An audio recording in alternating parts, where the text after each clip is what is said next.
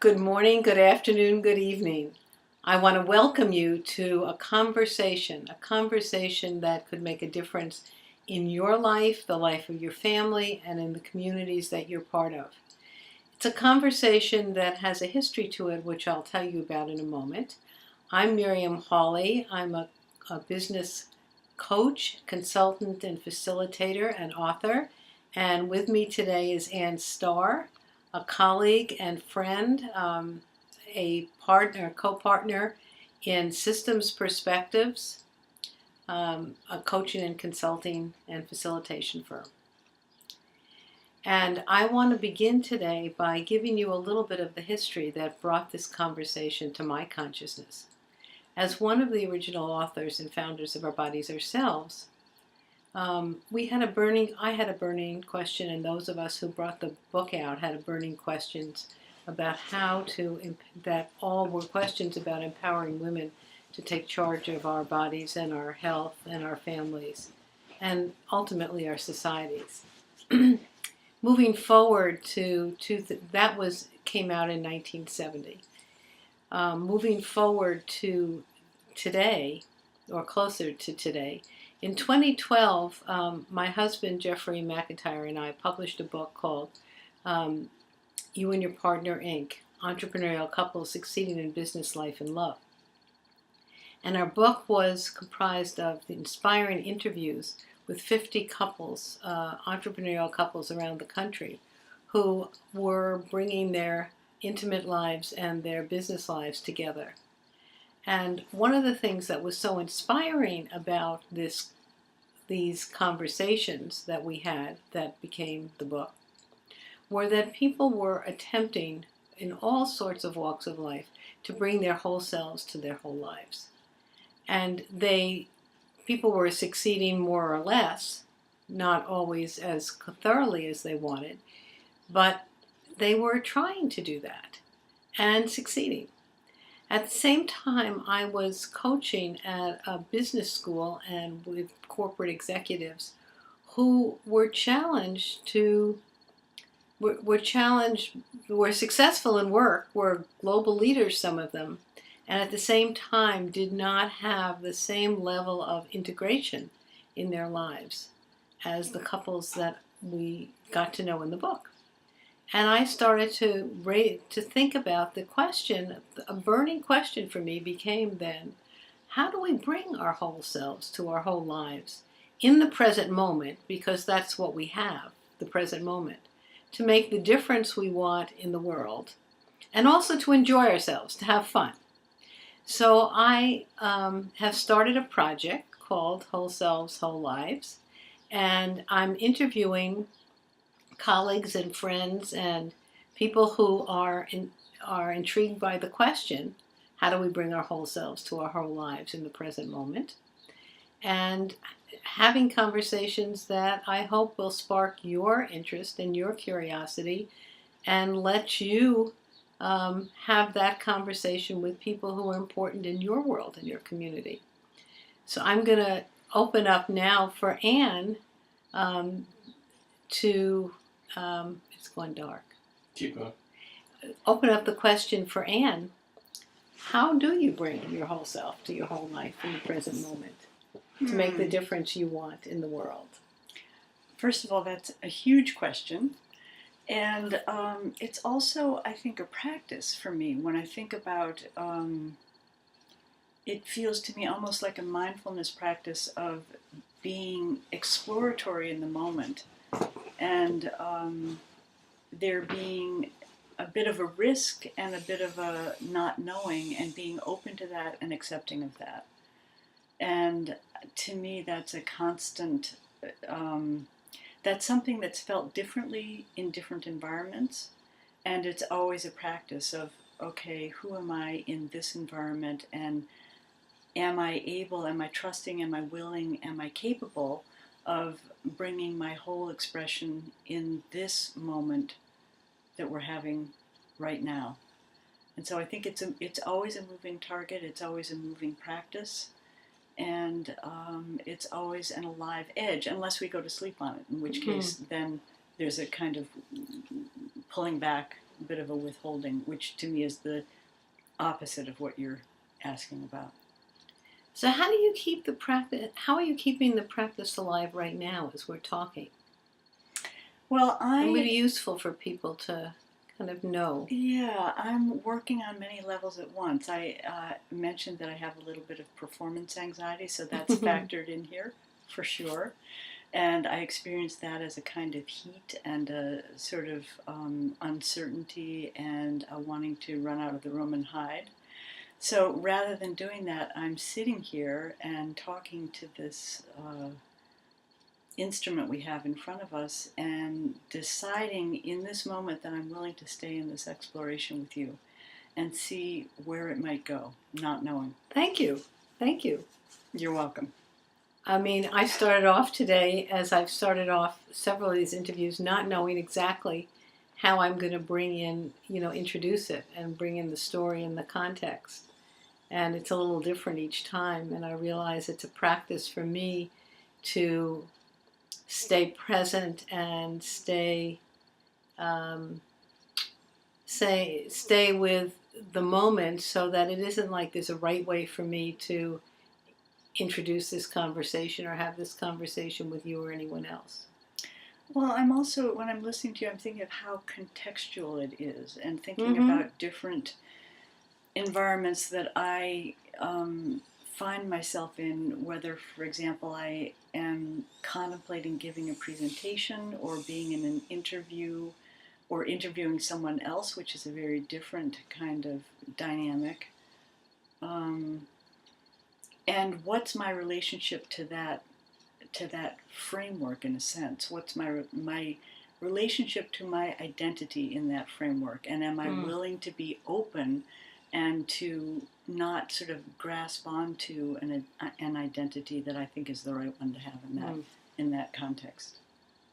So one of the things that, as I'm listening to you about context and identity and context, I often wonder for myself how to remain fresh in the moment, how to really do the practice of being in the present moment, which is one thing that I learned from Thich Nhat Hanh, a Vietnamese Buddhist teacher of mine.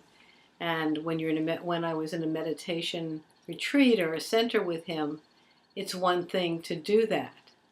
But how to practice being in the present moment here with you and think about how to further explore this question so it's of value to you and to people who might be listening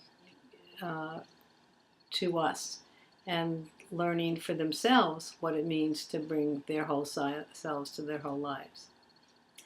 So it's interesting because I'm feeling the idea of constraint around that, and what in a way the question sort of implies what might be the limitations to it, and so I'm feeling sitting here a little bit of sort of physical constraint, that we're sitting here close to each other so that we can see on the screen, and there's so it's how to sort of find complete the freedom of a ballerina within the constraint of sitting here in this instance.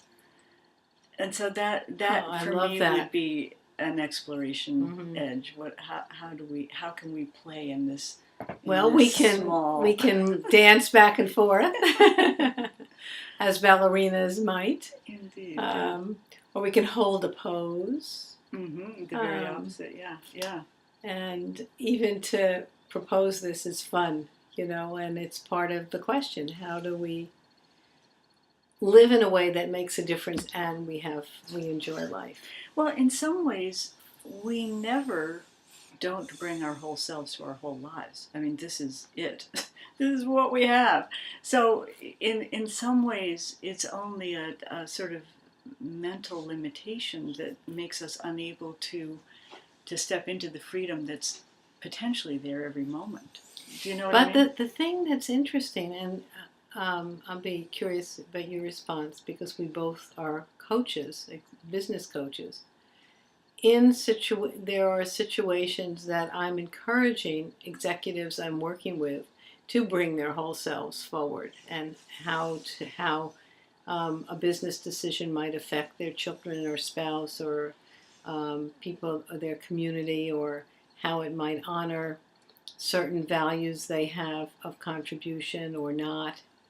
And it's oftentimes that people in those work situations have been I don't know, I was going to say have been required to separate things, but believe they have to separate things. And I don't think it's really possible, as you said. Right. Well, I think that I think the culture in a way encourages us to separate out. Um, to have a certain persona in a work environment and something different um, during playtime or whatever. So I think there are habitual things that get ingrained, and we think that that's the way things are. But I think that that's a mental constraint, and it's. I mean, lucky to have you as a coach to wake people up to the fact that is a choice, and so that they can run experiments and see what might be added if they're able to bring in the personal ramifications of a decision, or even the expression of that in a cohort where that might not be business as usual. Well, yeah, and you know from your coaching experience too that if you're coaching a leader who is able to bring their whole self forward and to inspire and educate and instruct people on their team, it's a very different quality of leadership. It is leadership. Right. Versus when somebody is not taking care of themselves, they're not sleeping enough, they're not exercising enough, they're not able to spend the time with family that they desire. Mm-hmm. You know, that there's certain kinds of constrictions and limitations in that leader's presence as a leader. Absolutely, and I'm just grasping at something. So there's something about will here, but also there's some recognition that that sense of more presence, larger participation in your own life. You'd have to register that that's what you want, and that's something crucial that's missing in order to be able to step into it, I think.